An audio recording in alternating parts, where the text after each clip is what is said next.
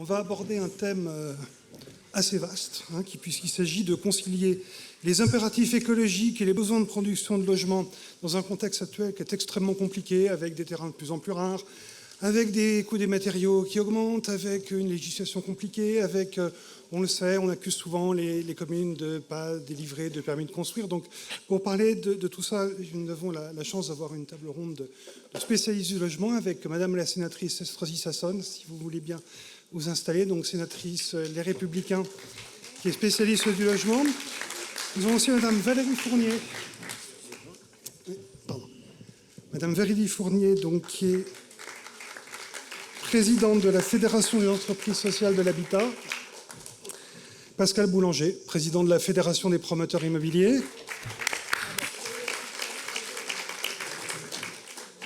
Samuel Minot, qui est président de la commission économique de la Fédération française du bâtiment.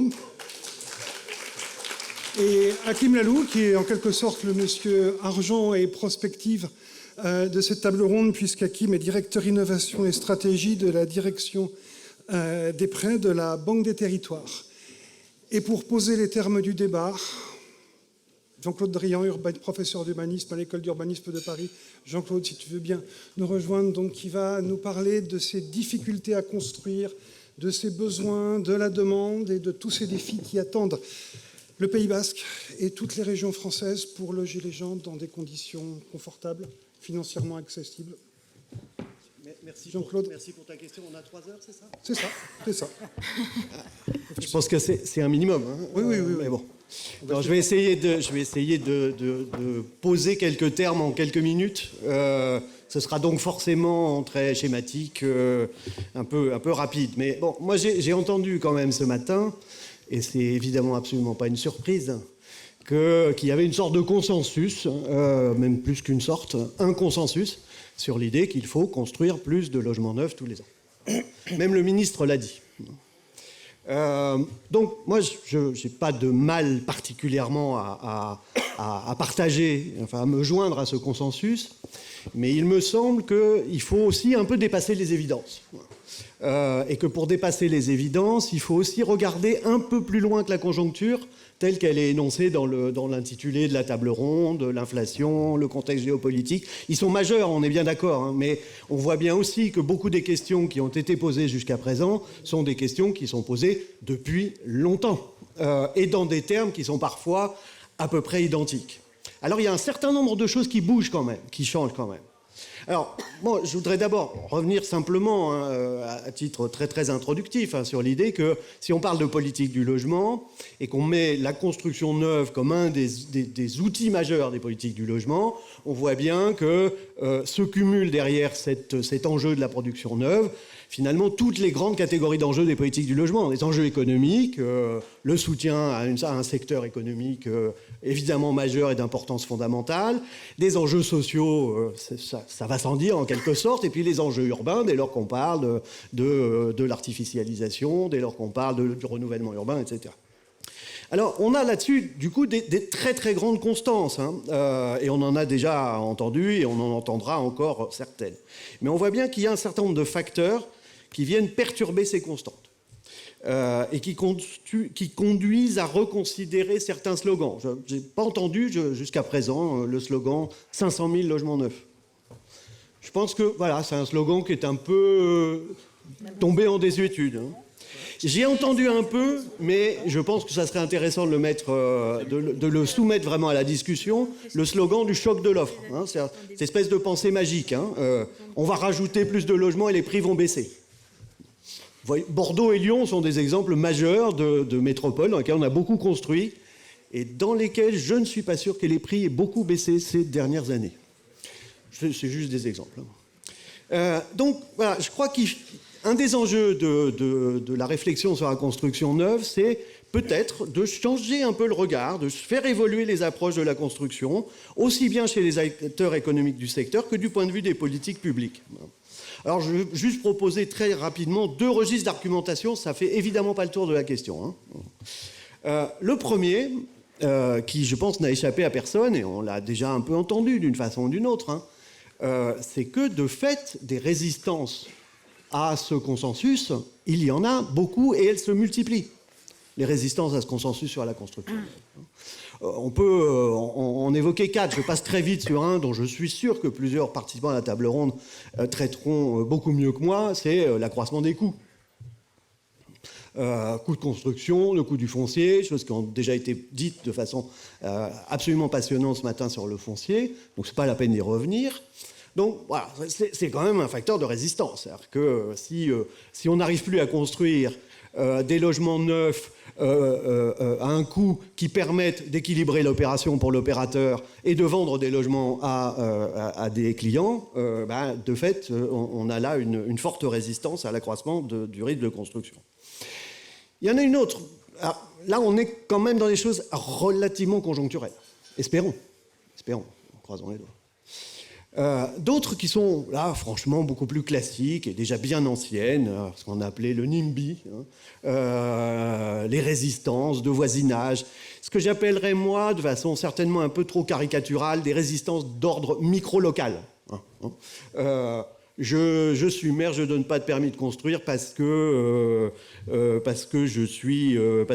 mes électeurs ne souhaitent pas qu'on construise à côté de chez eux. Bon. C'est classique, c'est tout sauf nouveau.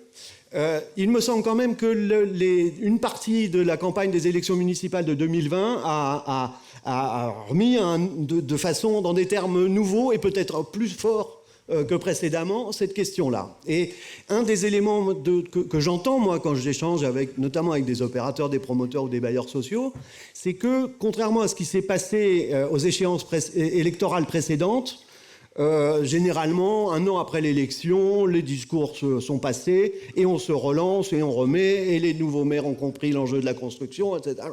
Et que là, ça repart pas aussi vite que d'habitude. Et donc, on a peut-être des prolongements dans la durée.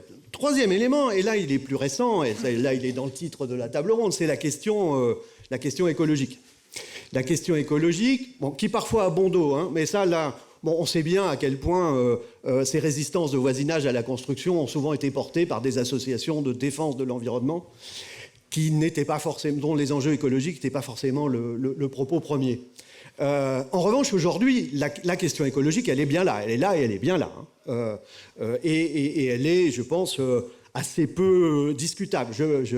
J'étais en juin dernier avec Marjane Samfar, qui participera à la table ronde de tout à l'heure, dans un colloque à Cerisy, dans lequel étaient présents des chercheurs, mais aussi beaucoup plus que des chercheurs d'ailleurs, des think tanks et des think tanks dont la voix porte. Sur les questions de mobilité. Et là, je peux vous assurer que le consensus sur la construction neuve, il n'était pas là du tout. C'était même à peu près exactement l'inverse. C'est-à-dire que le consensus produit par ce colloque, il était plutôt de dire « construisons moins ». Voire, chez certains un peu plus extrémistes, ne construisons plus, nous avons un stock de logements vacants, nous pouvons habiter ailleurs que dans les métropoles. Je pense que c'est des discours que les uns et les autres vous avez entendus, mais je pense qu'il faut les entendre. Parce qu'ils sont là, ils sont présents. Voilà, on peut critiquer le bilan carbone de la construction neuve, on peut critiquer la densification... surtout en utilisant un autre mot, parce que densification, on n'a plus le droit de le dire, mais on va dire bétonisation. C'est assez étonnant, ce terme de bétonisation qui avait à peu près disparu du vocabulaire pendant plusieurs décennies, qui est revenu de façon forte. Et en même temps, pas d'étalement urbain. Donc on a, autour de cette question écologique, à la fois, me semble-t-il, des enjeux absolument fondamentaux, évidemment absolument fondamentaux, il ne s'agit pas de les mettre en doute, mais aussi un certain nombre de contradictions qui, là aussi, je pense, n'ont échappé à personne. Et puis, dernier facteur de résistance, j'espère pas être trop long, mais plus technocratique, que je vais pas vraiment développer, mais il y a quand même une petite musique chez les statisticiens qui montre bien, mais ça non plus, c'est pas tout à fait nouveau, que la croissance démographique, elle va se tasser, au cours des prochaines années, qu'on est arrivé au bout de l'accroissement des décohabitations et de l'éclatement des ménages, et que de fait, dans les décennies à venir, l'intensité des besoins liés à la croissance démographique ne sera sans doute pas toujours la même. Alors, Ça, c'était mon premier registre. Je vais essayer d'aller vite sur le deuxième. Hein. Mais le deuxième, il est... Heure, Jean-Claude. Oui, je sais. Le deuxième, il est lié, en fait. Il est lié, mais il est plus sur les résistances. Il est plus sur ce que j'appellerais, moi, une certaine défiance à l'égard de la construction neuve. J'ai essayé de le faire plus vite que prévu. Mais une certaine défiance à l'égard de la construction neuve qui repose un peu sur le bilan de ce que l'on sait qui s'est produit ces dernières années. Je ne vais pas revenir, je pense que beaucoup d'entre vous étaient là l'année dernière, mais donc ne revenons pas sur le débat sur la qualité des logements neufs. Mais il est quand même sur la table. Hein. Il est discuté, mais je pense que là aussi, il faut l'entendre. Sur la taille des logements, sur tout un ensemble de critères qui montrent, je pense aux travaux d'Idéal et au rapport Leclerc-Girometti, bien sûr. Et puis, deuxième élément lié à cette défiance, c'est celui de l'accessibilité économique. C'est-à-dire une part majoritaire de la production de logements neufs d'aujourd'hui, notamment celle en collectif, si je laisse de côté le logement locatif social, et encore parfois, on a des loyers dans certains logements locatifs sociaux récents qui ne sont pas forcément tout à fait adaptés à ce que l'on constate en termes de niveau de revenus chez les demandeurs de logements sociaux. Mais prenons la production de logements libres. Son accessibilité économique pour les ménages, elle est pas évidente. Et ça amène aussi à discuter. Et je me souviens là aussi dans le débat de l'année dernière sur la qualité des logements, un représentant de la Fédération des promoteurs avait dit « Oui, mais vous dites que nos logements sont de mauvaise qualité, alors comment ça se fait qu'on les vende ?» Oui, c'est vrai qu'il faut l'entendre. Moi, j'entends ça aussi très bien. Sauf que je pense que derrière ce point de vue-là, il y a deux logiques qui parfois se recouvrent sans problème, mais qui parfois sont contradictoires. Il y a la logique de marché qui dit il y a une demande pour ces logements, la preuve, je les vends. Et il y a une logique politique qui dit il y a des besoins en logement, il y a des marchés du logement, il y a des articulations entre le neuf et l'existant, il y a des questions de mobilité résidentielle, des questions de fluidité du système, etc., qui ne produisent pas nécessairement les mêmes logements. Un logement qui se vend bien n'est pas forcément un logement correspondant aux besoins. J'ai dit pas forcément. Attention, je ne fais pas une généralisation absolue, mais ça n'est pas forcément toujours le cas. Et il me semble qu'un des enjeux des politiques du logement, c'est de traiter les contradictions entre cette logique marchande absolument nécessaire. Alors, si on n'a pas de promoteur, je ne vois pas comment on construit des logements collectifs aujourd'hui dans ce pays. On ne fait pas une opération d'aménagement si on n'a pas de promoteur. Donc, il y a un besoin absolu de ce monde professionnel-là, mais il faut aussi comprendre que les logiques entre les deux peuvent générer des contradictions, et un des enjeux des politiques du logement, me semble-t-il, c'est de travailler ces contradictions. Pour conclure, puisqu'il s'agit d'interpeller les politiques publiques, et il me semble que ici, et c'est une conclusion finalement qui est assez raccord avec celle du bilan de la matinée de tout à l'heure, il y a une question majeure qui est celle de l'articulation entre politique nationale et politique locale. Donc je ne vais pas anticiper sur la table ronde suivante sur la gouvernance, mais quand même, les questions sont là. Au plan national, on parle de règles, de normes, de fiscalité, d'aides.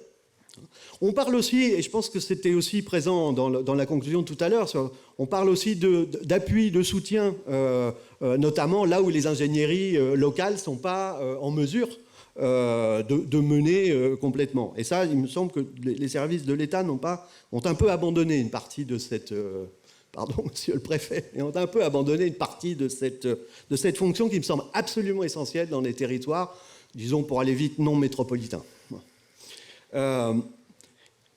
Évidemment, enjeu d'arbitrer, de rendre compatibles ces logiques marchandes et ces logiques politiques, avec un niveau élevé d'exigence. Je crois que là-dessus, la question écologique, on ne peut pas la contourner, enjeu qualitatif et incitation forte à faire en sorte que les logements produits correspondent à la réalité des besoins. Mais les besoins, c'est toute une gamme de produits, du logement social au logement intermédiaire. Je mets le Pinel dans le logement intermédiaire.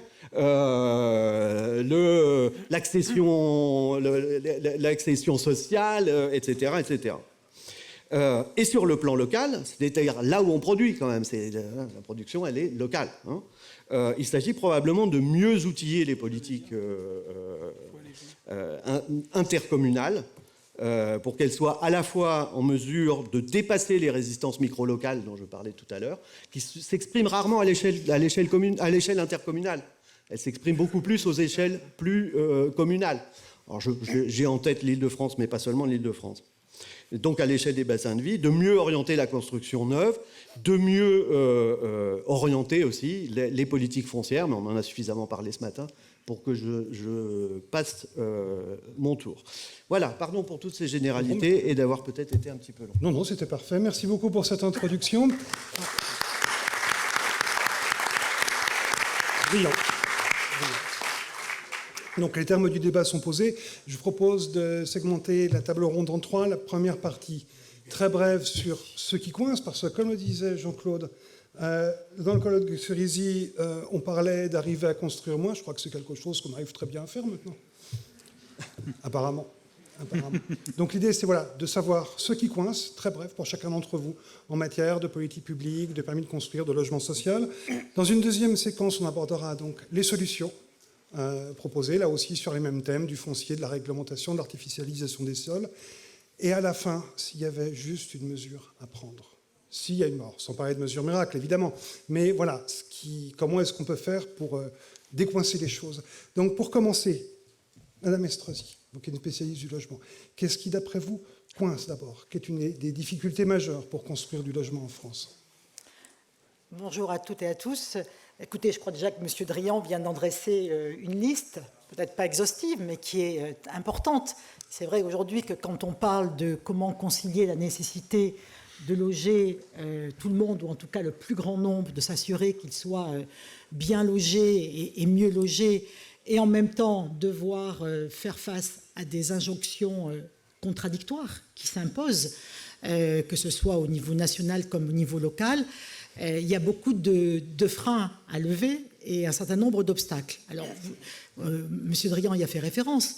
Il y a d'abord, alors on parle beaucoup de la frilosité des élus, ou en tout cas on met beaucoup de choses sur le dos et les épaules des élus. Alors en ma qualité de sénatrice, ça ne vous étonnerait pas que je prendrai bien évidemment la défense des élus, et plus particulièrement des élus locaux, des maires, pour dire que même si effectivement on peut leur mettre beaucoup de choses sur le dos, aujourd'hui ils font ce qu'ils peuvent, tendant à composer avec leur population. Et effectivement, les réactions, les revendications portées par leurs concitoyens, par les populations, elles sont prises en compte aussi par les élus. Et M. Drian y a fait référence. On a aujourd'hui quand même une tentation égoïste qui se développe de plus en plus. Alors, elle n'est pas nouvelle, mais cette tentation égoïste, elle existe et elle fait que dès qu'un élu est amené à conduire un projet, et qui plus est un projet de logement, incluant du logement social, chère Valérie, on voit bien que c'est jamais un long fleuve tranquille et que c'est extrêmement compliqué d'arriver jusqu'au bout. Et en tout cas, ce sont des projets qui, dans un temps encore assez récent, pouvaient se réaliser entre 3 et 5 ans, et qui aujourd'hui, quand vous aboutissez à un projet qui est enfin sorti de terre, c'est souvent 8 à 10 ans.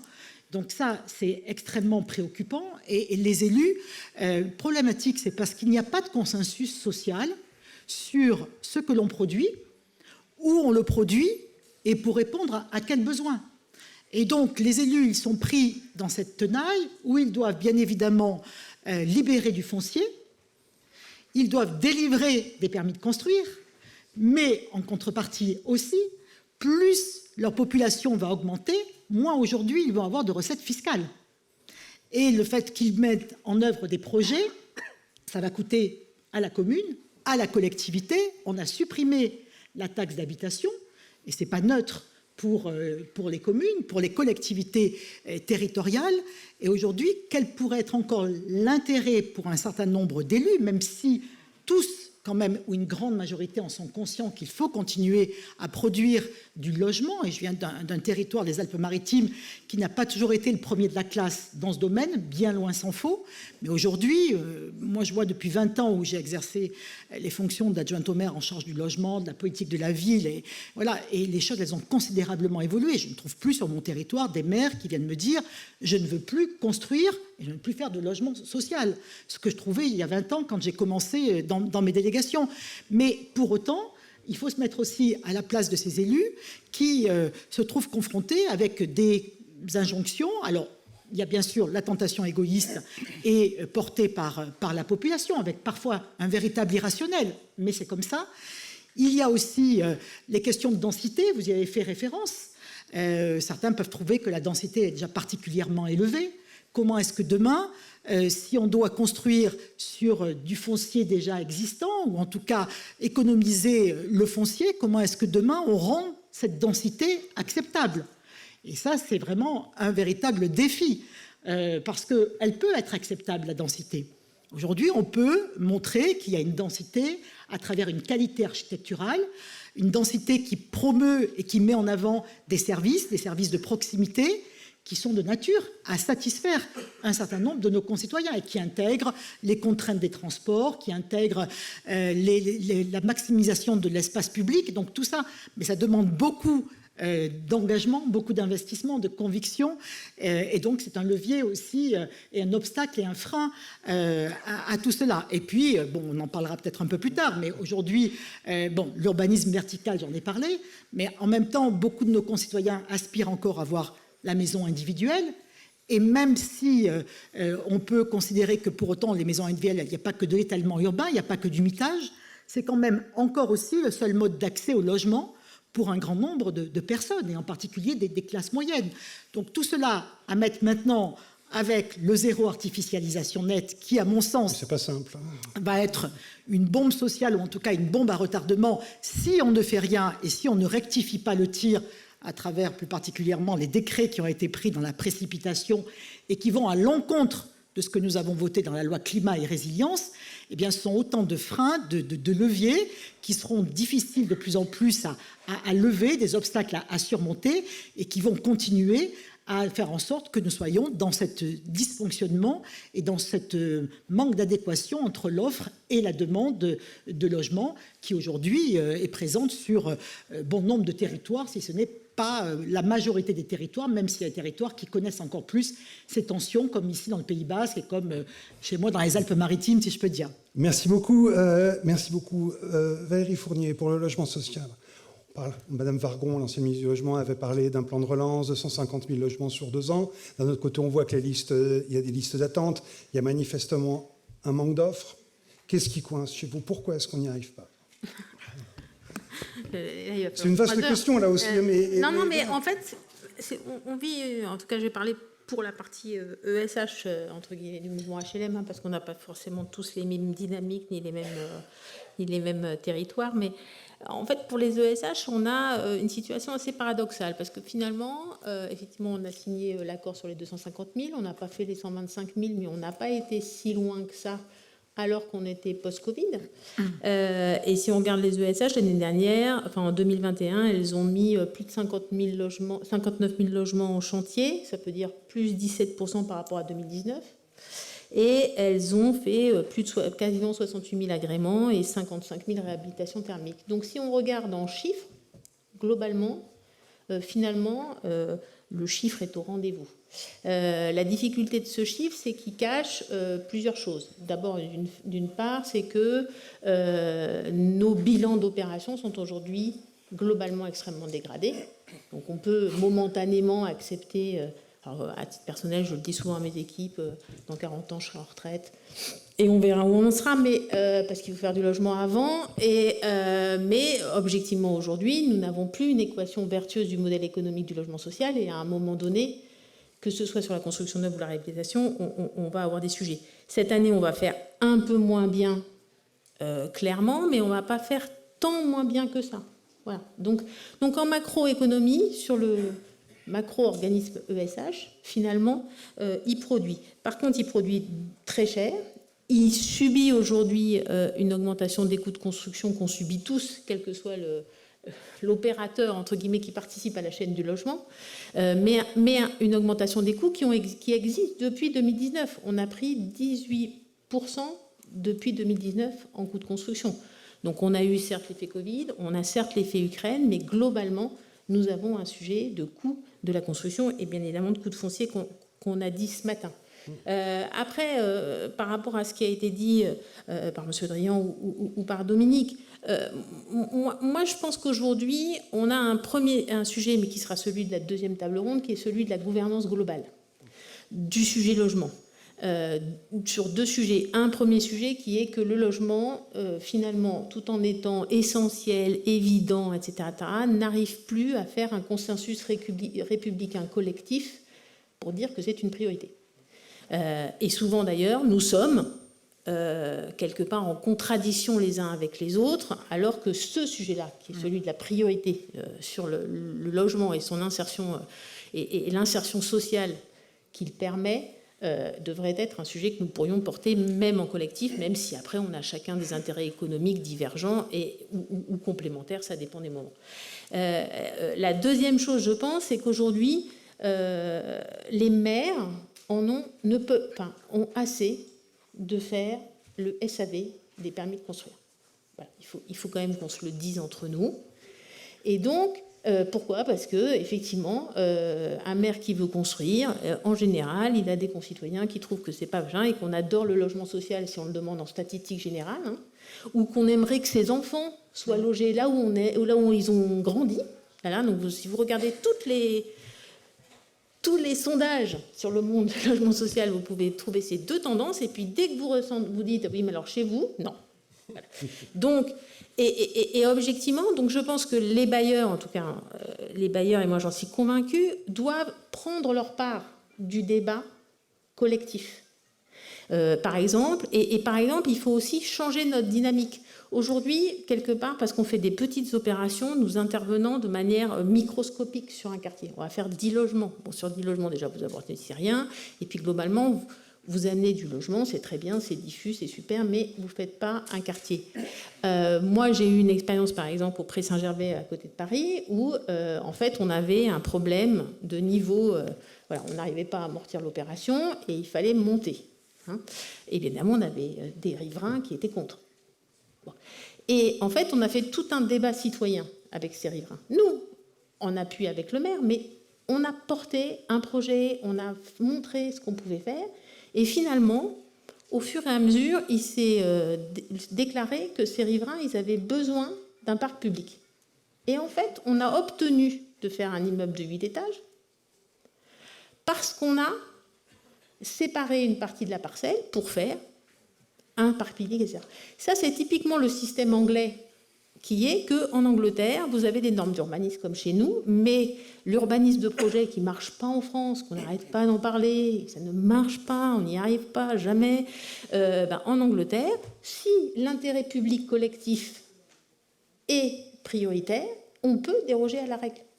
Ça, dans le système français, où il y a une loi, un règlement, tous la même chose et comme il faut, ça ne marche pas. Alors que finalement, l'objectif, c'est quand même de répondre aux besoins des gens. Après, moi je pense qu'il faut faire très attention sur le débat de la construction neuve et de la réhabilitation, etc. etc. Je me rappelle, Pierre-André Presson, je ne sais pas, vous voyez, cette zone en fait, de la fin des années 80, du début des années 90, jusqu'à ce que Borloo arrive, où même nous, tout le monde, on avait des taux de rotation dans le logement social très importants. On avait même en Île-de-France, sur les franges de l'Île-de-France, on avait vraiment du vacant, etc. Et tout le monde a dit pendant 10 ans, il faut arrêter. On était arrivé à une production de 30 à 40 000 logements sociaux. Cette génération de construction nous manque cruellement aujourd'hui. Il faut arrêter de croire que le stock suffit à faire vivre le système. Un organisme, il a besoin d'une régénérescence de ses actifs, comme n'importe quel outil en croissance, entre guillemets. Donc, il n'y a pas la construction d'un côté ou la réhabilitation de l'autre. Il faut un équilibre entre les deux et il faut aider les deux. Voilà. Et la dernière chose sur le climat, moi, je pense que le climat, en fait, le ZAN, le climat, c'est chiant. Le sujet qu'on a surtout, c'est la temporalité de l'action.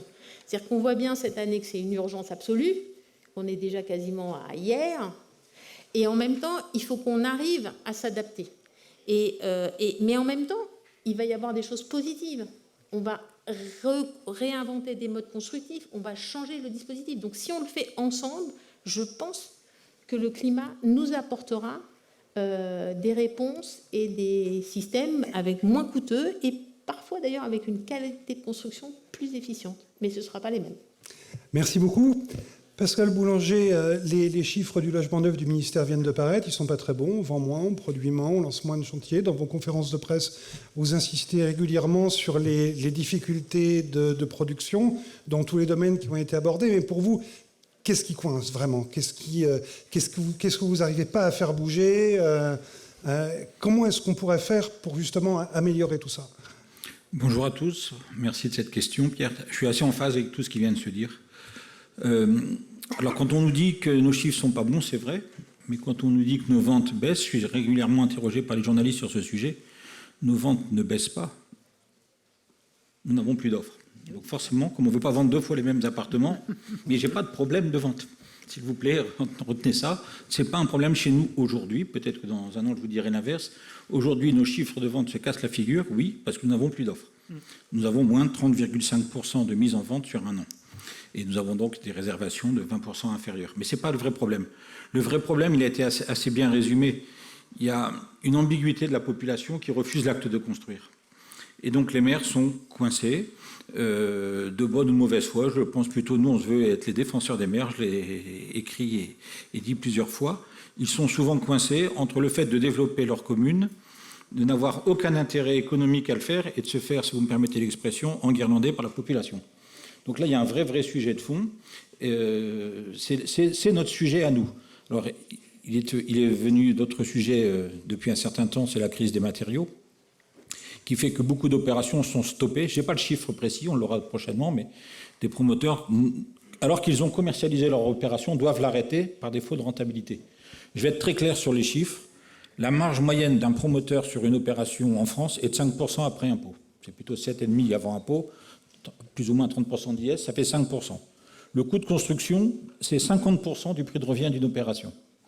Un coût de construction qui dérape de 10%, 50% de 10%, il n'y a plus de marge. Aujourd'hui, par rapport à nos objectifs, les coûts de construction dérapent de 15, je l'ai dit tout à l'heure, 19, 20, 25%. Donc on a commercialisé avec des prix de vente établis sur des anciens bilans, et quand on ouvre les plis des réponses à nos différents appels d'offres, c'est la catastrophe. Donc, il y a 2 sujets aujourd'hui. Un refus de la population et donc des maires de signer le permis de construire, qui est notre vrai sujet. Et un deuxième sujet qui arrive depuis très peu de temps, c'est effectivement des coûts de construction complètement non maîtrisés. Et on se rend compte que même si, et c'est ça l'ambiguïté de notre système, même si nous n'avons pas de problème de demande et que nous vendons facilement, si demain on se mettait à augmenter nos logements ne serait-ce que de 5%, ça passe plus. Donc dans telle ville, si on vend, je dis n'importe quoi, à 5 000 € le mètre carré, si on s'amuse à mettre 5 200, 5 300, ça passe plus. Et donc on a un vrai problème où des promoteurs arrêtent des opérations, vont voir leurs clients en disant, écoutez, soit vous acceptez un surcoût, certains acceptent en comprenant, soit le promoteur est obligé de stopper son opération. Donc aujourd'hui, un problème d'offre, en aucun cas, pour l'instant, un problème de demande. Merci Pascal. Samuel, du point de vue de la Fédération française du bâtiment, on parle beaucoup de la hausse des coûts de construction, la crise des matériaux, etc., etc. Mais il y a aussi une avalanche de normes. On parle souvent de la simplification. On a l'impression qu'elle n'est jamais arrivée, que c'est toujours aussi compliqué. Et puis on le voit avec la nouvelle réglementation environnementale 2020, monter la performance, décarboner, améliorer le confort d'été. Là aussi, ça part d'un très bon sentiment, mais ça rend les choses très complexes. Quel est votre point de vue justement sur tous ces blocages, sur les prix, les normes, les matériaux? Alors bonjour à toutes et tous. Merci en tout cas à la Fédération française du bâtiment et à travers elle aux entreprises du bâtiment du territoire de participer à ces échanges démocratiques. J'en profite pour saluer notre président local Sébastien Labordette qui est avec nous aujourd'hui, président des Pyrénées-Atlantiques. Alors c'est vrai que la situation n'est pas simple, il y a beaucoup de blocages. Vous savez qu'on a été d'abord peiné par des règles sanitaires depuis 2020. Le bâtiment a été la première grande organisation professionnelle à reprendre le chemin des chantiers en avril 2020. Difficulté d'approvisionnement, bien sûr, un dérèglement mondial de la libre circulation des biens sur le territoire. On a appris le 24 février 2021 que tout ce qu'on mangeait, tout ce qu'on consommait venait d'Ukraine. Donc vous avez vu qu'il a fallu recomprendre et redécomposer un marché complètement fou. Une envolée des coûts de production, le BT01 qui est mesuré par l'INSEE sur les coûts de production, c'est les coûts de construction, c'est envolé de 12% en quelques mois, soit 1,7% d'inflation. Et puis une hausse des salaires qui s'est engagée. Je rappelle que c'est la 4e révision technique du SMIC en moins de 12 mois. Donc on est rentré dans une boucle inflation-salaire qui aujourd'hui se répand dans l'économie, et donc dans l'économie du bâtiment. Et cette hypothèse probable, elle est à un minimum crédible de la pérennité de cette inflation, il faut impérativement qu'on l'intègre dans notre économie et dans notre approche de la solvabilité de nos opérations. Il faut savoir, et il faut l'analyser, le comprendre, que 2/3 de l'inflation est due à l'augmentation de l'énergie. Le sujet, c'est l'énergie. Depuis le début de la crise et l'accélération de cette inflation, c'est l'énergie. Un exemple, puisqu'on l'apprend aujourd'hui, le prix de gros de l'électricité dépasse aujourd'hui les 1 000 € le mégawattheure contre 85 € il y a un an. Vous connaissez, vous avez largement entendu parler des incidences géopolitiques de l'énergie. On n'est pas sorti des problèmes sur l'énergie et les matériaux. Pour bon nombre d'entre eux, que ce soit la tuile, le carrelage, le ciment, sont des matériaux dits électro- ou gazo-intensifs qui nécessitent beaucoup d'énergie pour être fabriqués. Donc cette inflation, voilà, on en a largement parlé, les coûts de construction s'envolent, je vais vous dire c'est normal, voilà, compte tenu du contexte, c'est normal. Donc on a presque résolu ces problèmes d'approvisionnement, même si on peut être embêté par certaines souverainetés nationales ou européennes sur la production de cartes mères, d'éléments techniques. Mais grosso modo, on a presque résolu ces problèmes d'approvisionnement. Par contre, les coûts de production aujourd'hui sont difficilement maîtrisables. Et puis, comme tu le disais en introduction dans ta question, eh bien, on continue, malgré ce contexte-là, à alimenter le millefeuille réglementaire et technique. On n'a pas arrêté, on n'a suspendu aucune réglementation, on n'a pas suspendu la réglementation environnementale 2020, on a la REP, la responsabilité énergie des producteurs, qui arrive le 1er janvier 2023, qui va faire réagir dans quelques semaines les prix sur les matériaux. En 2 mots, ça marche comment ? La REP, ça marche comment ? Alors, la REP, c'est l'écomatériaux, donc c'est tout le système de récolte gratuite des matériaux pour recycler les matériaux, faire du réemploi, etc. Comme c'est l'écotaxe sur la machine à laver qu'on a connue il y a 15 ans, maintenant ça va s'appliquer sur tous les matériaux à partir du 1er janvier 2023. Ça a un effet forcément un peu inflationniste aussi sur les prix. Et puis on continue là aussi à rajouter des réglementations locales. Alors le Pinel Plus, on a eu un rapport Giraud-Méthy-Leclerc qui a travaillé sur la qualité d'usage. Je sais qu'il y a des architectes dans la salle.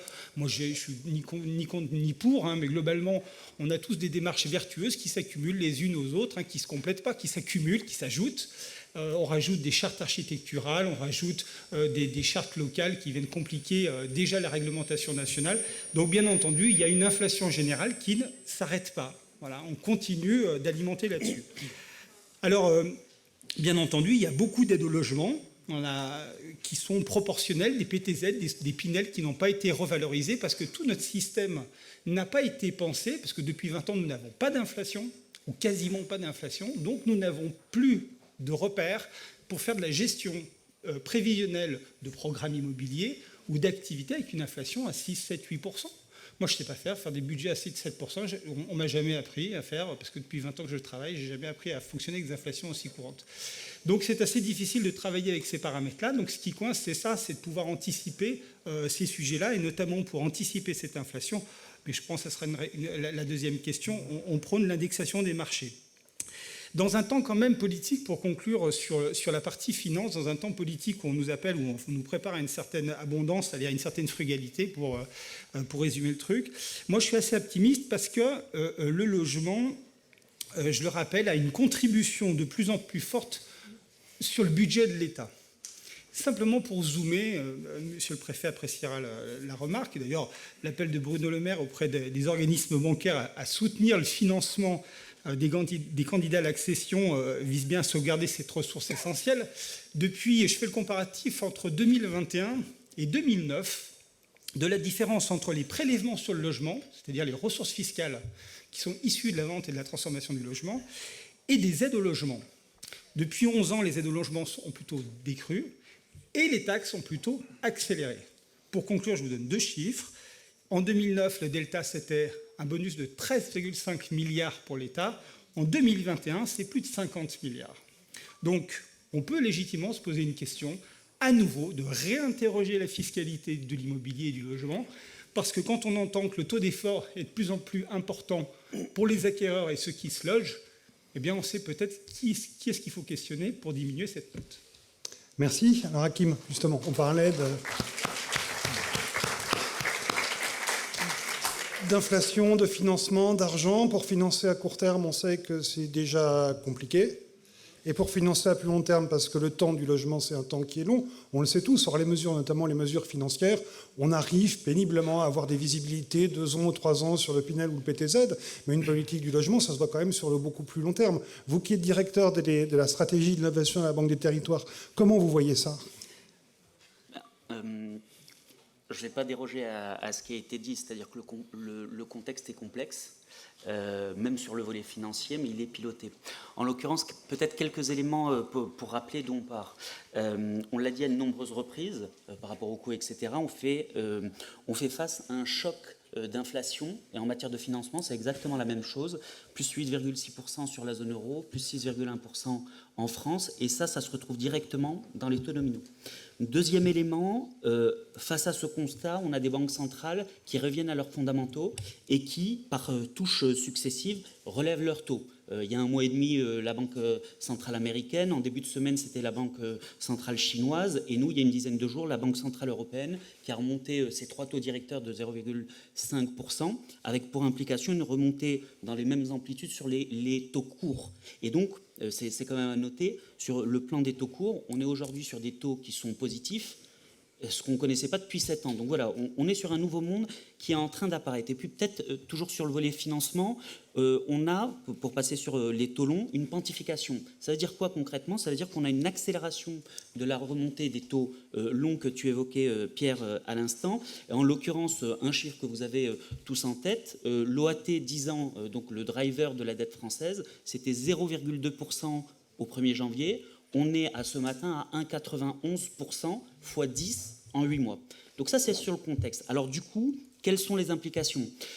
Extrêmement succinct, je pense que ça a déjà été évoqué, mais en synthèse, si on regarde typiquement l'emprunt des personnes physiques pour l'accession à la propriété, on a une remontée rapide des taux, conféré le contexte qu'on vient d'évoquer, et une remontée plus progressive du taux d'usure. Alors il y a tout un débat sur le taux d'usure, je ne rentre pas dans ce débat entre protection et éviction. Le fondamental du taux d'usure, c'est de protéger les gens.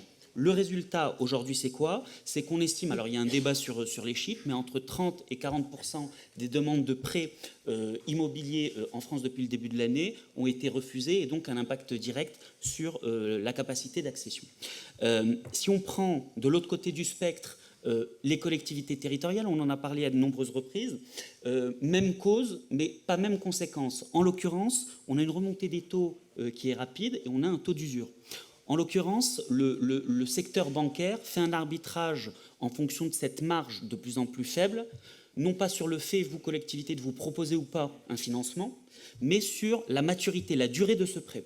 Et en l'occurrence, ce qui se passe, c'est que vous pouvez demander un financement, par exemple, à 20 ans, et dans la majorité des cas, je généralise bien évidemment le propos, mais on va vous proposer, par exemple, un prêt à 13 ans, 15 ans. C'est aujourd'hui, pour de nombreux projets rédhibitoires, et puis compte tenu des contraintes sur le budget, bloquant. Et donc, en fait, pour les collectivités, on n'a pas un effet d'éviction sur la contrepartie, sur la collectivité, mais en fait sur le projet à adresser. Et peut-être simplement pour compléter, ou pour conclure, parce que je vois qu'on parle d'inflation, et l'inflation sur le timing est splendide, mais en l'occurrence, simplement vous dire, peut-être pour revenir sur la dimension caisse des dépôts, et puis les sujets qu'on adresse sur cette table ronde, répondre aux besoins en matière de logement abordable, adresser les ambitions en matière de transition écologique et énergétique. On est bien évidemment là au cœur de l'action et des ambitions du groupe Caisse des dépôts. C'est très concret. Chaque année, on accorde 13 à 14 milliards d'euros très exactement sur les deux problématiques de cette table ronde. Donc je suis heureux de pouvoir y participer. Merci. Alors on a vu un diagnostic, maintenant on va aborder dans les grandes lignes là aussi les solutions pour éviter l'inflation sur le temps, puisque j'imagine que là aussi on peut en parler pendant très longtemps. Alors on parle beaucoup des permis de construire, de rendre la construction désirable. Comment est-ce qu'on pourrait débloquer ça? Madame Estrosi, par exemple, vous avez fait une tribune pour Newstank City en expliquant justement comment est-ce qu'on pourrait driver ces choses-là pour rendre la construction acceptable, pour faciliter l'obtention des permis de construire. Écoutez, je pense qu'il faut qu'on arrive aujourd'hui à reconstruire des solidarités pour justement mettre fin à cette tentation égoïste dont je parlais dans mon propos précédent. Et je pense que pour y arriver, d'abord, il faut de plus en plus co-construire les uns les autres. Il faut qu'on arrive à ce qu'il y ait une plus grande collaboration. Ça existe déjà sur les territoires, mais entre les porteurs de projets, les promoteurs, les collectivités territoriales, pour véritablement anticiper et être en même d'avoir des projets qui seront mieux acceptés parce qu'ils répondront vraiment aux attentes et aux besoins identifiés sur les territoires. Et je crois que voilà, il faut vraiment aujourd'hui changer de méthode beaucoup plus rénovée. Et je veux revenir sur l'exemple du ZAN, tout simplement parce que c'est un sujet que l'on va avoir dans les années à venir. Sur un projet et sur un sujet aussi structurant que le ZAN, et nous, au niveau de la Commission des affaires économiques, on a voulu faire un sondage auprès de l'ensemble des élus locaux pour voir comment, pour eux, ils appréhendaient ces sujets et qu'est-ce qu'ils avaient à en dire. On n'a pas trouvé d'élus locaux, quels que soient les territoires, qui nous disent « nous, le ZAN, on n'en veut pas ». Ça, c'est pas du tout, parce que tout le monde a bien conscience aujourd'hui que la protection des sols permet de lutter contre le réchauffement climatique, permet de protéger la biodiversité, le patrimoine naturel, ça permet aussi de prévenir les risques majeurs. Donc tout le monde est conscient de ça. Ce que nous ont dit les élus, dans leur grande majorité, et je suis désolée, monsieur le préfet, c'est que l'État nous abandonne. L'État n'est pas au rendez-vous de l'histoire aujourd'hui, par rapport à un projet aussi important que ça, un projet qui va modifier l'aménagement de notre pays dans les décennies à venir. Ça suppose aussi qu'il y ait une véritable construction très en amont. On n'a pas besoin aujourd'hui d'être dans la précipitation. On a voté dans Climat et Résilience. Pourquoi est-ce qu'on avait besoin de prendre des décrets d'application dans l'urgence qui, en plus, contredisent ce que nous avons voté dans Climat et Résilience? Et donc ça, c'est très mal vécu par les élus. Et le deuxième point, c'est que les élus aujourd'hui disent il n'y a pas de modèle économique du ZAN. Il n'y a pas de financement. Donc, on en revient toujours au même sujet, c'est-à-dire qu'il y a les élus sont confrontés à des problématiques budgétaires de plus en plus lourdes et il n'y a pas de modèle de financement et donc ça leur fait peur. Ça leur fait peur. Comment est-ce qu'ils vont être amenés dans les années à venir? 73% de leur PLU, de leur carte communale vont devoir être révisés.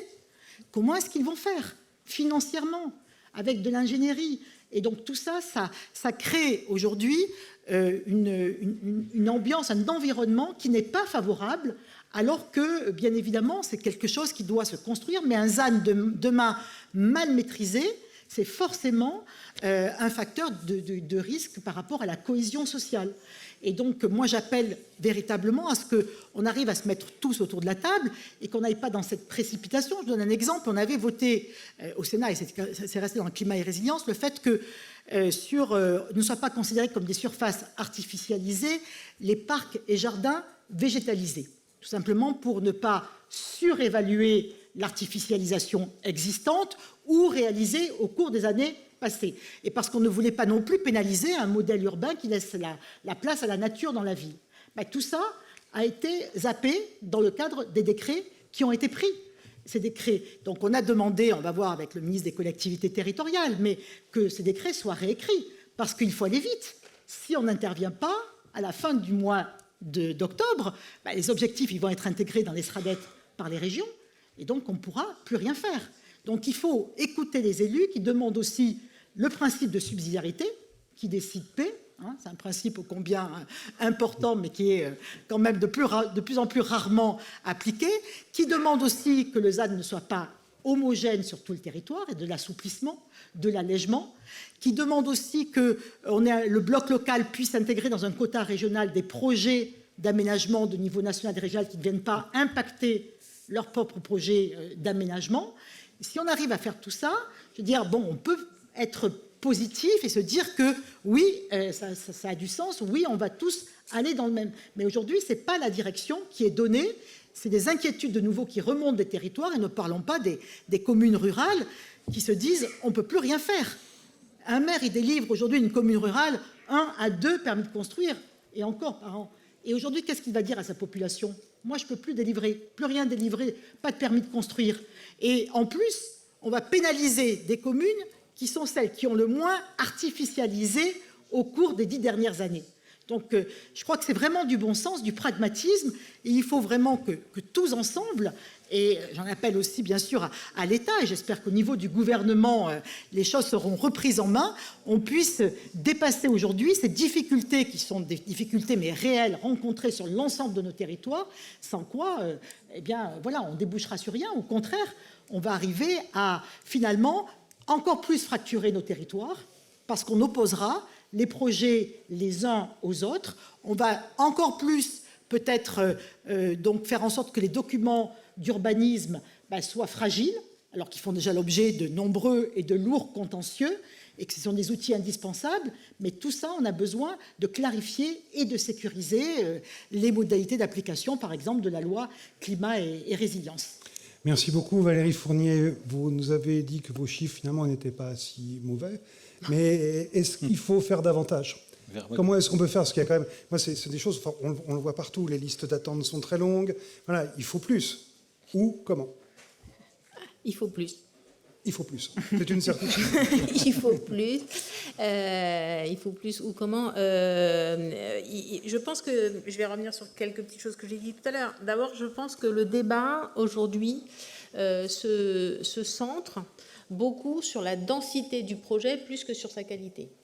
Et en fait, je pense qu'on devrait inverser la tendance, c'est-à-dire analyser plutôt une qualité de projet, une capacité à faire, plutôt que de forcément. Et d'ailleurs, quand on a supprimé les COS, on a dit ça va être génial, on va avoir un mode de projet, un amènement de projet. En conclusion, ça a juste abouti au fait qu'un propriétaire foncier maximise sa constructivité au maximum, alors que le projet ne sera pas acceptable ni accepté et que donc nous n'y arriverons pas. Donc je pense qu'on a vraiment besoin de changer ce paradigme.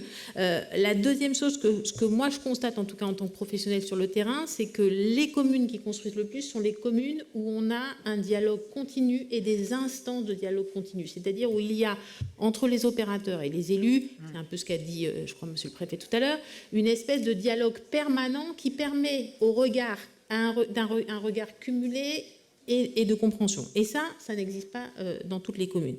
La deuxième chose, je l'ai dit, je pense qu'on a besoin d'introduire en France que parfois, au-delà des questions réglementaires, on peut déroger parce qu'on a une autre considération et parce que la qualité du projet ou ce qu'il va apporter est peut-être pas tout à fait dans la règle, mais apporte un plus. Ça, dans un système, entre guillemets, anglo-saxon, par exemple, une commune anglo-saxonne, elle est tout à fait capable de vous expliquer que si vous financez les bancs publics, vous aurez le projet, alors même que vous n'êtes peut-être pas meilleur en prix que celui d'à côté, etc., etc. Et ça, chez nous, c'est pas possible, en fait. Et je crois que si on veut toucher le citoyen, l'autre chose aussi qu'on doit faire, c'est qu'aujourd'hui, on se rend compte quand même que les débats urbanistiques, alors je ne vais pas faire offense à Dominique, il est fait depuis longtemps, mais c'est hyper difficile. Vous voyez, mais même pour un bailleur, vous faites une réunion de quartier, vous avez 10 personnes, vous êtes très heureux d'avoir mobilisé 10 personnes, mais c'est extrêmement difficile. Et on n'a pas d'outil qui permet de rendre le sujet ludique et emblématique. C'est-à-dire que, par exemple, avec le BIM, avec un certain nombre de choses, on peut transformer la vision de la transformation de la ville, ce qu'on ne fait pas du tout aujourd'hui, parce qu'on est dans un dialogue.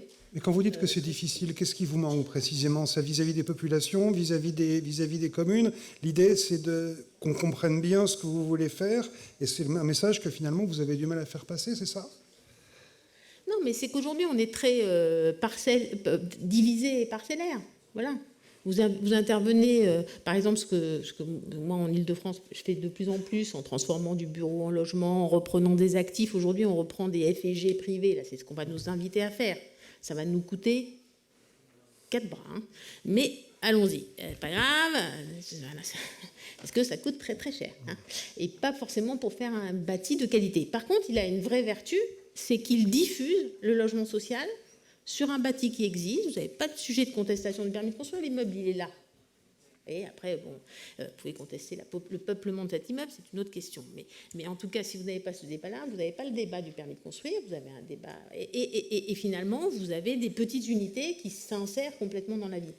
Mais pour faire ça, vous dépensez énormément d'argent, et par ailleurs, vous n'avez pas d'équilibre économique, aujourd'hui, dans l'état de financement actuel de ce dispositif-là. Donc, on peut faire du ZAN, on peut le faire, mais il faut bien évidemment accompagner la transformation et accompagner comme toujours. Je veux dire, à chaque fois qu'on a eu des changements de normes, on a un pic d'augmentation de coûts. Et puis après, ça se régule. C'est comme quand le débat sur la TVA à 5,5, à 10, qui est un débat très emblématique dans le logement social, très légitime, pour dire que le logement social est un bien de première nécessité. Malgré tout, à chaque fois qu'on a changé le taux de TVA, celui qui produit se cale sur la capacité financière du taux de TVA. Il ne faut pas non plus croire que la vie... Voilà. Donc, là, c'est la même chose. Donc, il faut vraiment qu'on accompagne ces transformations d'actifs si on veut réussir. Voilà. Et en sens inverse, il faut se dire aussi que tout ça, ça va nous permettre de construire différemment, mais il faut nous donner le temps de faire cette transition. Le sujet de la loi résilience, je pense que tous les acteurs ils sont là-dessus. Comme l'a dit Dominique, on ne peut pas être contre le climat aujourd'hui. Ou alors, il faut avoir pas été du tout en France cet été. Donc ça, on ne peut pas... Voilà. Ça, au moins, ça a réglé, je pense, une part de sujets. On arrête de dire que le GIEC sont des espèces de trotskistes réunis. Voilà, on peut éliminer sous ce débat-là. Mais à la fin, on ne peut pas faire on-off. C'est ça. Le sujet est là. Et le sujet de la politique du logement, c'est malheureusement depuis des années ça. C'est que l'impulsion politique, c'est on-off. Et que malheureusement, nous, on est des gros paquebots. Et donc, on a l'avantage des paquebots. On arrive au port, mais il faut nous donner le temps de faire les choses. Merci Pascal. Vous avez parlé des maires qui sont à la croisée des chemins entre les producteurs, que sont les promoteurs, et puis les habitants qui ont du mal à accepter l'acte de construire. Comment est-ce qu'on pourrait solutionner ça? Comment est-ce qu'on peut rendre la construction désirable? Je voudrais d'abord revenir sur ce que vient de dire Valérie, quand elle dit que le logement social est un bien de première nécessité. Je trouve qu'il y a un mot de trop. Le logement est un bien de première nécessité. Il n'y a pas des gens qui ont besoin de se loger et d'autres qui n'ont pas besoin. Donc, je voudrais rectifier, si tu me permets, Valérie. Il y en a qui ont les moyens et d'autres qui en ont moins. Oui, dans tous les cas, ils doivent se loger quand même. Donc, c'est quand même un bien de première nécessité. Sur la question, comment on peut réconcilier moi, vous y étiez, Pierre. On a lancé, nous, la Fédération des promoteurs, à Strasbourg, le 7 juillet, lors de notre congrès, un appel avec 5 propositions majeures pour la relance immédiate du logement. Alors, je peux vous les redonner ici. Il y a 5 mesures. La première, c'est libérer du foncier. Il y a du foncier public, il y a du foncier privé. Libérer du foncier public, c'est facile, encore que beaucoup d'administrations, d'établissements publics ne savent pas ce qu'ils ont comme foncier. C'est ce qu'ils nous disent régulièrement. Ils ne savent pas faire l'inventaire de leur foncier. Libérer du foncier privé, ça peut être assez facile également. Il suffit d'inverser la loi sur les plus-values. On l'a déjà expliqué plusieurs fois. Aujourd'hui, plus vous détenez un bien longtemps, plus vous êtes exonéré de plus-value. Vous gardez la même assiette, mais vous renversez le principe. Plus le bien est vendu rapidement, plus vous êtes exonéré de plus-value, et il va y avoir un choc d'offre. Donc ça, c'est notre première proposition. Il faut libérer du foncier. La deuxième, c'est nous voulons aider les maires bâtisseurs. Les maires sont très souvent coincés. On l'a dit, on l'a redit. Il faut savoir que les PLU, c'est un sondage chez les promoteurs, ce n'est pas une étude, c'est un sondage, que les PLU ne sont utilisés qu'à 65% de leur capacité. Quand ils sont utilisés, quand le maire ne vous dit pas là-dessus, je veux rien. Donc quand ils sont utilisés, ils ne sont utilisés malheureusement qu'à 65% de leur capacité. Comment peut-on aider les maires? Parce que quand on est en privé avec eux, très souvent, ils sont favorables au projet. Mais ils disent, la population ne l'acceptera pas, je vais avoir des pétitions et tout ce qu'on a expliqué depuis 1 heure. Nous, on propose de flécher une partie de la TVA immobilière sur les villes. Alors, j'entends Bercy nous dire, oui, mais il y a un manque à gagner. Non, parce qu'aujourd'hui, il ne se produit plus rien. Donc, est-ce que Bercy préfère avoir 100% de zéro? Je ne sais pas combien ça fait, mais ça ne doit pas faire beaucoup. Ou 50% de quelque chose. Donc, on pourrait très bien établir une péréquation en disant que, à partir d'un nombre de logements construits dans la ville, en dessous de ce nombre, c'est effectivement 100% pour l'État, mais à partir d'un chiffre, chaque ville, on connaît son besoin de logement, sa production, c'est assez facile à faire. Il y aurait une péréquation et une partie de la TVA fléchée sur la ville. Là, le maire, il a un sacré argument, parce qu'il peut dire à la population, vous savez, le logement moyen en France, c'est 200 000 € hors taxe. Vous prenez une résidence de 100 logements, c'est déjà une belle résidence. Vous avez donc, avec une TVA de 20%, je calcule vite, ça fait 40 000 € multiplié par... ça fait 4 millions. Et si le maire dit, écoutez, là-dessus, comme je suis déjà en dépassement, il y a 2 millions pour la ville, vous allez voir que ça va changer parce qu'il pourra avoir comme argument de dire on peut rénover l'école, on peut faire la crèche, on peut faire la piscine qui a besoin d'être rénovée. Et Bercy ne sera pas perdant parce que 100% de zéro, je vous disais tout à l'heure, c'est pas beaucoup. Voilà donc notre deuxième proposition. La troisième proposition, il y a une directive européenne qui n'est pas appliquée en France, qui est peu ou pas du tout appliquée en France, qui permet d'instaurer, enfin qui n'est pas du tout appliquée, pardon, qui permet d'instaurer une TVA à 10% quand on reconstruit la ville sur la ville. Et donc, pour effectivement éviter l'étalement, pour éviter et correspondre aux souhaits ou aux besoins du ZAN, malheureusement très décrié, parce qu'il doit être décrié, et Mme la ministre de l'Administration a totalement raison sur les problèmes que ça va poser, on pourrait très bien reconstruire la ville sur la ville et appliquer cette TVA à 10%. Ce n'est pas nous qui l'avons inventé, c'est une directive européenne. Troisième sujet, ça a été dit, une pause normative. On passe son temps à ne plus savoir, on dépose un permis de construire, il est obtenu, on est content, on a compris le mécanisme. Pour le permis de construire qu'on déposera la semaine d'après sur un autre projet, c'est déjà plus la même norme. Donc nous ne sommes pas du tout contre les normes. Je l'ai lu plusieurs fois qu'on était contre la norme. Non, elle est nécessaire, elle est parfois excessive, mais elle est nécessaire. On demande simplement, il est temps de nous poser, arrêtons d'être toujours le bon élève, le mieux devient l'ennemi du bien. Les entreprises nous disent qu'elles ne savent des fois pas répondre à la norme, que la norme va trop vite par rapport à la réalité, et ça, tout ça entraîne des coûts, des surcoûts chez nos collaborateurs, dans les entreprises, etc. Donc une pause normative, on souffle. Et puis, cinquième mesure, un vrai statut de ce qu'on appelle le bailleur professionnel. Le bailleur professionnel, aujourd'hui, on est trop suspendu à des lois fiscales qui vont changer. Est-ce qu'on va avoir encore du Pinel? Oui, jusque quand? A priori fin 2024, en superposition avec du Pinel+. On voudrait une loi pérenne.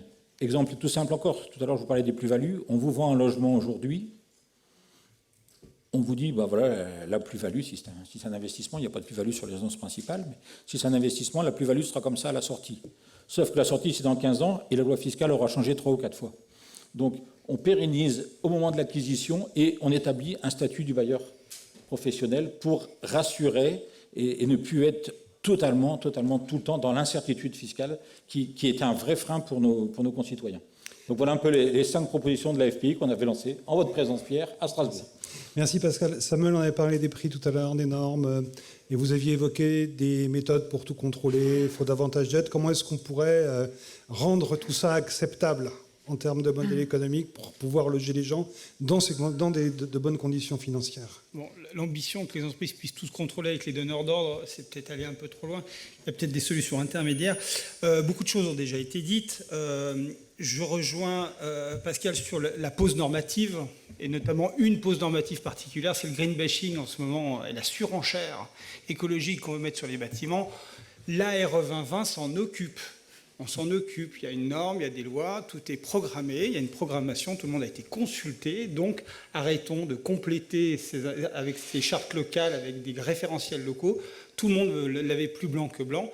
Il faut, avec cette RE 2020, avoir un observatoire, et attention, le bâtiment, comme l'a dit Valérie, c'est un gros bateau sur lequel, pour monter un programme immobilier, Pascal, je ne sais pas quel est le délai moyen, c'est 18 mois, 36 mois, donc il faut du temps. Donc si on change tout le temps les règles, ça ne marche pas. Et donc, effectivement, pause normative. Le deuxième sujet, bien entendu, c'est la question des permis de construire qui est cruciale. La ZAN, on l'a compris, c'est des textes d'application qui ont été écrits trop rapidement et il faut redonner de la souplesse locale, je n'y reviens pas. Le médiateur auprès des préfets de région, monsieur le préfet, vous avez bien fait d'être là parce que visiblement vous allez repartir avec une liste complète pour traiter les refus et les retraits de permis qui sont pourtant compatibles avec les PLU. Moi je ne comprends pas quand des élus travaillent sur un PLU qui est un plan local d'urbanisme. Ce n'est pas une réglementation locale d'urbanisme, c'est un plan. Donc c'est-à-dire quand on planifie, on dit on va faire ça. Alors pourquoi quand on dit on va faire ça, on fait différemment? on diminue la constructibilité, on ne respecte pas ce plan-là. Donc, il serait de bon ton qu'un préfet, au regard d'un plan local d'urbanisme, dise je prends mon crayon et je signe pour vous parce que vous n'êtes pas conforme à votre plan local d'urbanisme. Donc, il faut bien entendu ce permis de construire. Et puis, allez, dernière petite remarque sur les permis de construire. Enfin, mettre en place une vraie dématérialisation des instructions. Parce que ça, c'est ubuesque que dans les permis de construire. Enfin, je pense que bon nombre d'autres ministères sont allés beaucoup plus rapidement. Et ça, c'est absolument ubuesque. Pour répondre à ta question, Pierre, l'indexation des prix pour baisser les coûts, c'est ça le vrai sujet.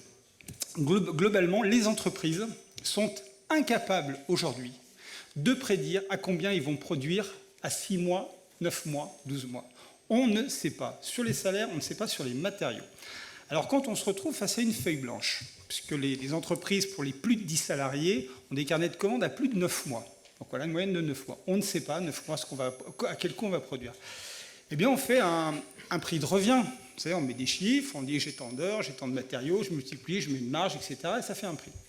Mais si je ne connais pas cette inflation, si je ne connais pas cette variable de prix, eh bien, je vais mettre une marge de précaution. Je vais en rajouter un peu, parce que je ne sais pas. Donc, je vais rajouter du prix, et puis si ça passe, tant mieux, si ça passe pas, tant pis. La différence avec l'indexation, qui est un système qui fonctionne très bien dans les marchés publics, avec des indices BT peut-être parfois qui seraient améliorables, mais globalement, le système existe très bien dans les marchés publics. Eh bien, le jour où si j'ai un marché indexé, le jour où je fais mon chiffrage, je fais avec mes prix du jour. Et je dis à mon donneur d'ordre et à mon maître d'ouvrage de dire, on la joue gagnant-gagnant. Si les index baissent, ça baissera. Si les index montent, ça montera. Mais au moins, la règle est claire. Ça évite aux entreprises d'aller voir, de rajouter de la marge ou de refaire des négociations chantier après chantier. Voilà, donc ça, c'est une bonne méthode que j'ai conseillé à des maîtres d'ouvrage qui me disent « mais c'est pas possible, aujourd'hui, on ouvre des appels d'offres à plus 20, plus 25%. Oui. Je leur dis « refaites un appel d'offres avec une option d'indexation » et on verra l'atterrissage pour savoir si les entreprises comprennent le message. L'indexation, elle est nécessaire parce que l'inflation est un peu pérenne quand même. Merci Hakim. Sur des visions à plus long terme, parce que l'on voit des choses sur court, moyen terme. À plus long terme, comment est-ce que vous voyez ces questions d'inflation, de production de logements, de réglementation? Quel est votre point de vue? Comment est-ce que ça pourrait se structurer? Parce que ces besoins, ils vont quand même durer. On ne peut pas, là aussi, un des interlocuteurs déplorait le côté stop and go, c'est Valérie, je crois, le côté stop and go, on arrête tous les 2 ans, ça change. Enfin, sur le long terme, comment vous voyez tout ça? Alors, dans les quelques minutes qui restent, peut-être me concentrer sur un point qui a été évoqué à de nombreuses reprises, c'est celui des besoins. On travaille dans le logement, on répond à des besoins, et ce qu'on cherche, c'est à loger les gens dans des conditions satisfaisantes. Premier constat, et je pense que ça c'est un consensus qui est large, alors peut-être qu'il y a certaines personnes qui ne le partagent pas, mais très largement, premier consensus partagé, c'est le fait que maintenant et pour les prochaines années, il va falloir accélérer fortement dans la production de logements parce qu'il y a des dynamiques démographiques qui sont telles qu'on les a développées ce matin. Il y a des tailles de foyers qui diminuent, il y a des évolutions en matière de territorialisation, il y a du mal logement auquel répondre, etc., etc. Donc première dimension, c'est un consensus large sur le fait qu'il faut produire, il y a un besoin, il est important, il va falloir chauffer encore plus la machine. Deuxième élément, et le contexte de ces derniers jours nous y appelle, la question nous y appelle, les dimensions de planification, c'est regarder le temps long. Alors le temps long, peut-être un éclairage, c'est regarder les derniers chiffres de l'INSEE en matière de démographie. Ils ont 6 mois. Ça a varié dans le temps, mais les tout derniers chiffres sont quand même particulièrement intéressants. On est aujourd'hui à 67,4 millions de Français. Dans 30 ans, on est à 69,0 millions de Français. Donc on est proche d'une asymptote. Et grosso modo, l'évolution de la population française sur les 30 prochaines années, c'est 3 fois moins que sur les 30 dernières années. Ça veut dire quoi? Ça veut dire qu'on va avoir une évolution annuelle moyenne de 40 000 foyers par an, auquel, bien évidemment, il y a toutes les dimensions que j'évoquais tout à l'heure, le mal logement, le rattrapage très important à réaliser, etc. Mais en synthèse, il y a probablement, et ce sont des choses à quantifier, c'est peut-être ça le message, c'est de se dire, cette production, sur la décennie qui vient, il faut qu'elle qu'elle accélère, qu'elle soit densifiée. Il y a des besoins qui sont très importants et il y a du mal-être sur certains segments de logement. Il faut accélérer. Mais à l'horizon de 10 ans, et c'était le propos de tout à l'heure, c'est le BTP, c'est un paquebot, ça évolue dans le temps long. Eh bien, ces éléments-là, il faut probablement aller au-delà de ce qu'on fait aujourd'hui en matière d'évaluation des besoins, aller beaucoup plus loin, non pas dans l'évaluation de court terme, mais également de moyen-long terme. Pourquoi ? Parce qu'au-delà de la production à réaliser sur cette décennie-là, il y a probablement une évolution structurelle des besoins dès la décennie prochaine. Et ça doit alimenter les réflexions des patrons du BTP pour faire évoluer l'appareil productif et y répondre. On évoquait tout à l'heure la construction, la rénovation. Il y a peut-être, parce que je vois le temps qui est... Bon, voilà, il reste 2 minutes, simplement donner un éclairage supplémentaire. La carbonatation du béton armé, c'est entre 70 et 100 ans. En gros, on est 70 ans après la vague de production de logements post-Seconde Guerre mondiale. Donc c'est des sujets qu'on doit avoir en tête, qui aujourd'hui sont au tout début. C'est exactement, d'ailleurs, au niveau de la préfecture, ce sont des sujets qui sont adressés sur tout le territoire. Aujourd'hui, au niveau des ponts, pour faire un parallèle sur un autre sujet, on a 18% des ouvrages d'art du communal et interco qui sont en risque de structure, 1 sur 5. Ça, c'est aujourd'hui. Ces sujets-là, dans le logement, on les a moins en tête aujourd'hui. C'est vrai qu'on est sur construction, rénovation, mais la seconde vie du bâti, c'est quelque chose qui va accélérer. On est en train de travailler aux côtés et au service du secteur HLM. Moi, j'en ai la conviction, il sera en pointe dans l'innovation et dans les transitions à la matière. C'est un sujet dont on parle peu parce qu'on est au tout début de cette histoire, et c'est un sujet qu'il va falloir adresser. Et pour l'adresser, alors là, je suis peut-être plus long que prévu, mais bon, il y a un sujet que j'ai pas évoqué, c'est simplement dire, j'ai été invité à parler du contexte financier. On parle toujours des taux. Alors, sur le financement, il n'y a pas que le taux qui compte. Il y a typiquement, par exemple, la maturité, la durée d'emprunt. Pourquoi j'en parle ? Ça paraît être un micro-sujet. Ça ne l'est pas. Pourquoi ? Parce que, typiquement sur les ponts, les collectivités veulent emprunter à 20-25 ans. Sauf qu'elles ont leurs contraintes budgétaires, et donc à la fin, eh bien, ça passe pas, et donc c'est ce qui amène à ce qu'un pont sur 5 à l'échelon communal et intercommunal soit en risque de structure. Sur le logement, typiquement, sur la seconde vie du bâti, on a un nouveau modèle de financement ou des dispositifs financiers à co-construire avec le secteur pour l'accompagner dans ses ambitions de reconstruction du bâti sur le bâti, et ça, eh bien, ça passera par des analyses pointues autour des maturités, des durées d'emprunt. Donc ce sont des sujets qui sont très importants. Et peut-être pour conclure, parce que il n'y aura pas d'autres questions, je pense. Cette maturité, je ne suis pas le plus long, souvent le contrôle. Mais en tout cas, c'est simplement pour vous dire, ce sujet de maturité, bon, encore une fois, j'en ai conscience, ça paraît technique, on parle de la vie des gens, et donc on se dit, mais pourquoi ils nous parlent de ça ? Je pense que c'est central, que c'est important, et que la démonstration de l'intérêt de ce type de réflexion, notamment à un moment où on se dit il faut qu'on reconstruise ou qu'on adapte le pays aux enjeux de demain en matière de transition écologique et énergétique, en matière sociale, en matière d'adaptation au changement climatique, eh bien, la démonstration de l'intérêt de ce type de financement à très long terme, en fait, la démonstration, elle est faite chaque jour au service du logement social, avec des prêts qu'on fait jusqu'à 40 ans sur le cœur, et on va même jusqu'à 80 ans. On parlait de l'accession à la propriété, la dissociation foncier-bâti, on l'accompagne par exemple avec un prêt exceptionnel, c'est l'octofoncier, on en est assez fiers, il est probablement unique en Europe ou au-delà, c'est un prêt à 80 ans, ça permet concrètement de faire quoi ? D'accompagner des démarches de dissociation foncier-bâti et de faciliter l'accession à la propriété. Donc ces questions, c'est très concret. Ça paraît technique au début, mais à la fin, ça répond à cet enjeu d'être en capacité de concilier l'enjeu de répondre aux besoins de logement abordable d'une part et de transition écologique avec les coûts que ça implique. Merci beaucoup. Merci. Merci pour votre participation.